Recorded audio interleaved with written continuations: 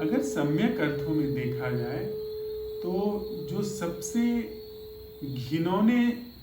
भाव को लिए हुए शब्द हैं उनमें एक है कर्तव्य निभाना। कर्तव्य निभाने से आशय सीधा सीधा है कि जो चीज मेरे अंदर से सहज रूप से प्रस्फुटित नहीं हो रही है, जो सहज रूप से मेरे अंदर से खिल करके नहीं आ रही है, उसको मैं जबरदस्ती कर रहा हूं।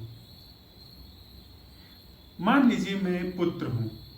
और मुझे अपनी माँ की सेवा इसलिए करनी पड़ रही है क्योंकि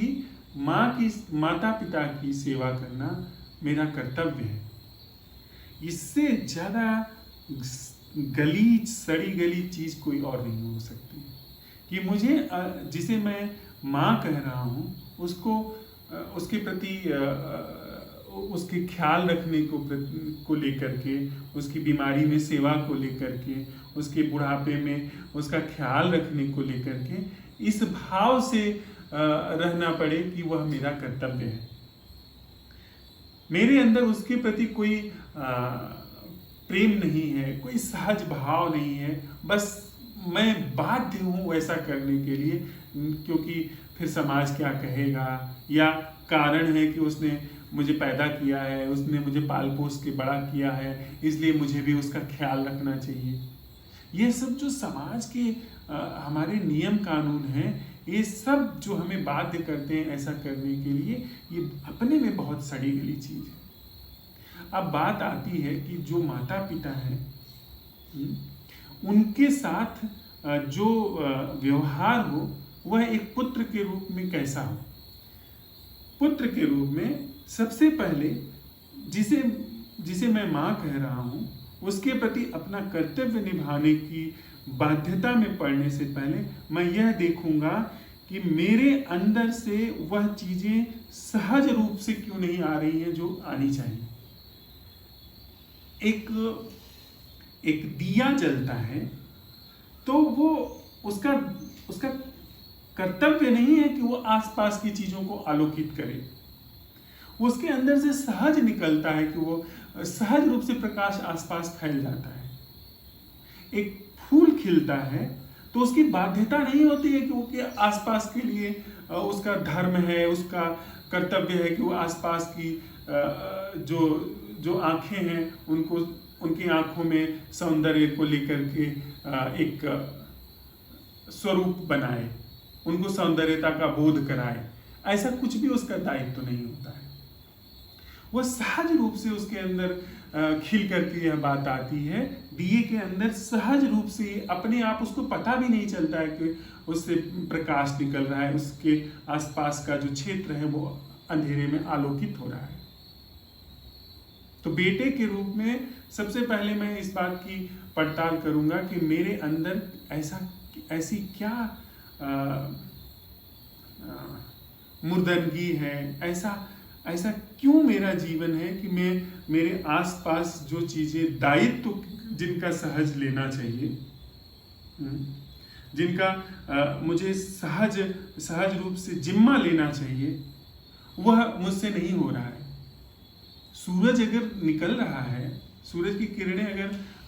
फैल रही हैं, तो क्या उनका दायित्व है कि वो धान के पौधे में वो अनाज डालें, चावल को पोषण दें? उसका दायित्व तो नहीं, उसे सहज होता है। और अगर नहीं हो रहा है तो इसका मतलब सूरज कहीं न कहीं कृत्रिम हो गया है, कहीं न कहीं वो बनावटी जीवन जी रहा है। वास्तव में उसके अपने अंदर ही कोई जीवन नहीं है। अपने ही अंदर वो प्लास्टिक का सूरज हो गया है, कागजों का सूरज हो गया है, शब्दों का सूरज हो गया है। तो सबसे पहली बात, अगर मैं पुत्र हूं तो मेरे अंदर यह सवाल उठता है कि क्या सच में मैं अंदर बेजान हो गया हूं, निर्जीव हो गया हूं कि जो सहज दायित्व आसपास जो मेरे जीवन है उसका उठना चाहिए, उसका लेना चाहिए, वह मैं नहीं ले रहा हूं। मैं अपने अंदर इस बात की पड़ताल करूंगा कि मैं जो जीवन जी रहा हूं उसमें प्राण है। मैं जो जीवन जी रहा हूं वो कहीं ऐसा तो नहीं है ख्यालों में जा रहा है जीवन, वह सिर्फ सपनों में घूम रहा है जीवन, वह सिर्फ कल्पनाओं में भ्रमण कर रहा है जीवन, मैं उसकी पड़ताल करूंगा। मैं उसकी पड़ताल करूंगा कि जो जीवन की सहज धारा है, कहीं उससे मैं टूट तो नहीं गया हूं,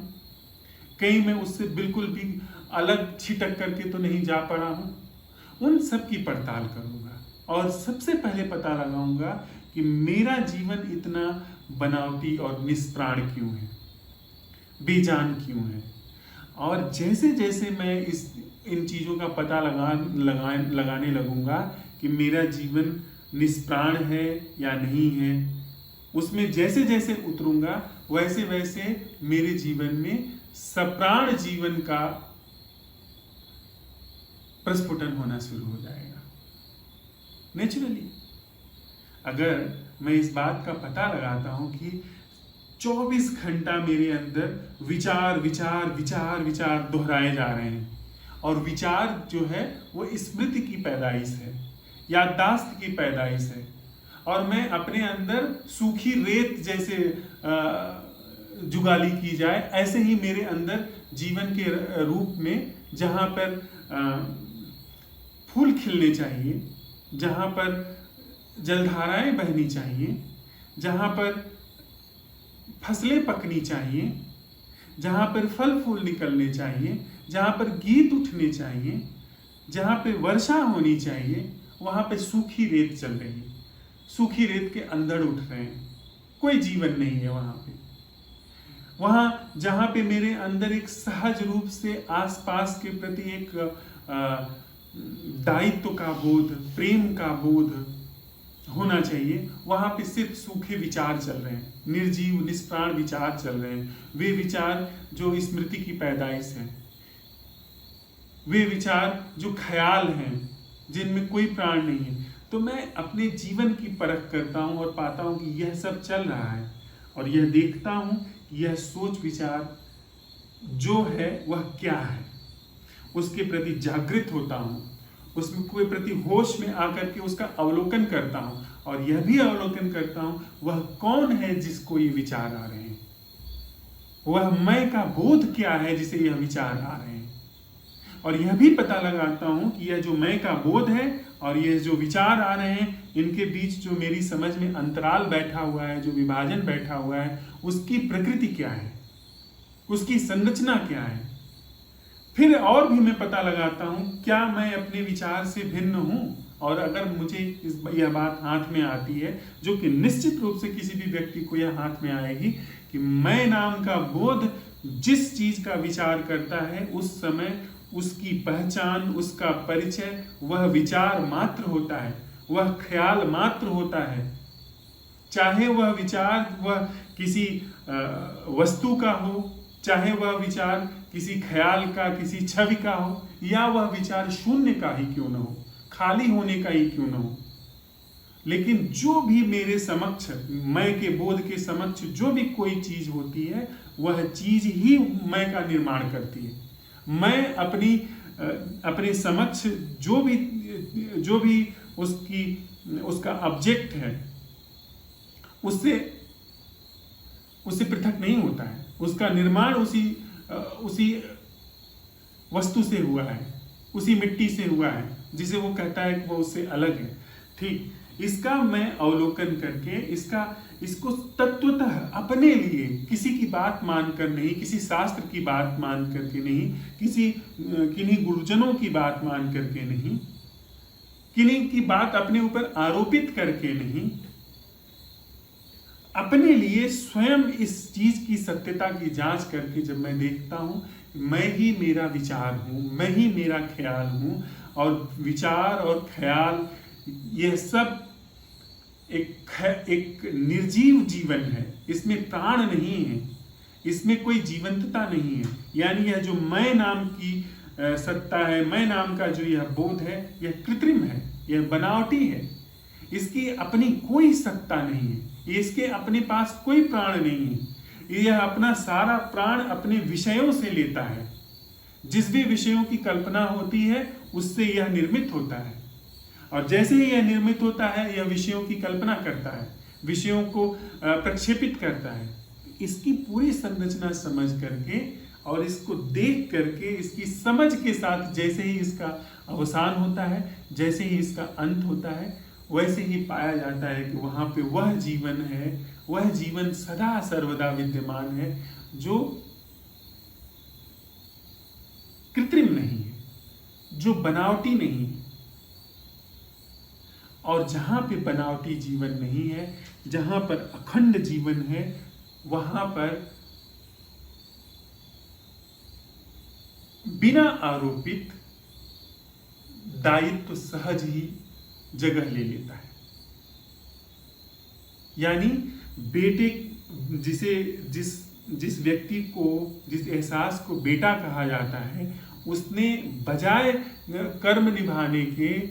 कर्म में उतरने के अपना परीक्षण किया और अपने परीक्षण में अपने जीवन में उस जीवन का सत्यापन किया जो कि फेक था, जो कि झूठा था, जो कि बनावटी था, और उसका सत्यापन करते हुए उसका सम्यक अंत किया उसने,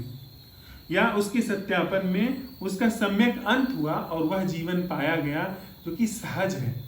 तो उस जीवन से वह जिसे बेटा कहा जाता था, वहां पर उस जीवन के प्रादुर्भाव से, उस जीवन के प्रस्फुटन से जिम्मेदारी, प्रेम, परवाह, यह वैसे ही सहज निकलती हैं जैसे दीपक से उसका प्रकाश, जैसे फूल से उसका सौंदर्य। वहां पे